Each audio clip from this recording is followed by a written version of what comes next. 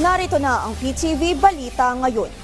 Sinisikap ng Department of Public Works and Highways na agarang mapakinabangan muli ang mga nasirang kalsada dahil sa walang tigil na pag-ulan.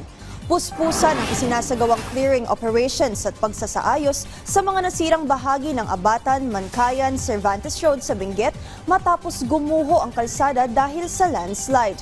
Ayon kay DPWH Secretary Vince Dizon, alinsunod ito sa direktiba ng Pangulong Ferdinand R. Marcos Jr. na tiyaking agad na mabubuksan ang mga kalsadang isinara dahil sa mga nagdaang bagyo at habagat.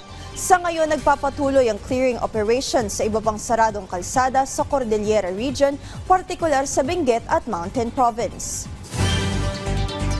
Pinapaspasan na ng Department of Energy ang pagpapatupad ng Waste to Energy Program. Ito ay kasunod ng direktiba ni Pangulong Ferdinand R. Marcos Jr. na gawing kapaki-pakinabang ang residual waste, lalo na't nakadaragdag sa pagbaha ang mga basurang naiipon sa waterways. Sa ngayon, itinaas na ng kagawaran mula 230 megawatts patungong 400 megawatts ang installation target para sa special auction round for waste to energy sa ilalim ng Green Energy Auction Program. Nilinaw naman ng DOE na hindi papalitan ng waste to energy ang waste reduction, segregation, reuse, recycling at materials recovery.